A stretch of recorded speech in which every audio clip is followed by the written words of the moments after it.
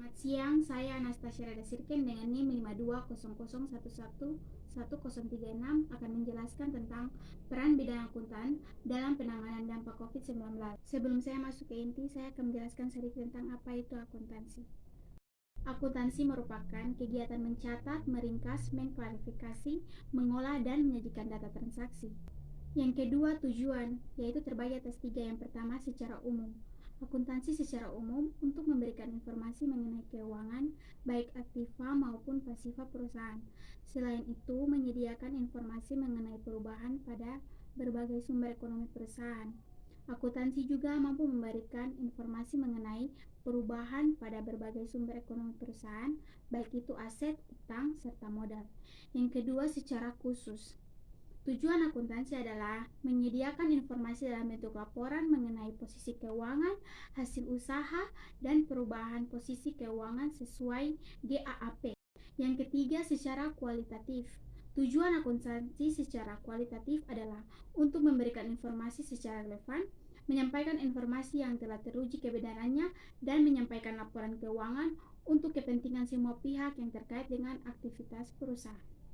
Yang ketiga, fungsi akuntansi rekaman laporan. Akuntansi menjadi sebuah rekaman laporan yang mencatat atau merekam transaksi secara sistematis dan kronologis. Yang kedua, menjaga dan melindungi properti. Akuntansi untuk menghitung jumlah realitas dari penyusutan aset yang dimiliki secara real. Yang ketiga, meeting legal. Akuntansi berfungsi untuk merancang dan mengembangkan sistem seperti menjaga catatan dan pelaporan hasil yang nantinya akan selalu memenuhi persyaratan hukum. Keempat, klasifikasi. Akuntansi sebagai klasifikasi yang berhubungan dengan analisis secara sistematis dari data yang sudah tercatat. Saat pandemi COVID-19 di Indonesia, banyak elemen-elemen usaha yang mengalami penurunan. Bukan hanya di Indonesia, namun semua negara yang terdampak COVID ini mengalami resesi. Indonesia tersendiri, kekuatan ekonomi ditopang dari konsumsi domestik atau kebutuhan rumah tangga.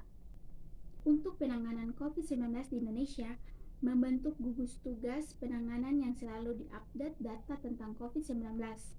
Sektor UMKM misal mendapat perhatian dari pemerintah Indonesia, kecukuran dana bantuan sebagai stimulus guna bertahan dengan mampu bangkit dari keterpurukan di saat pandemi ini.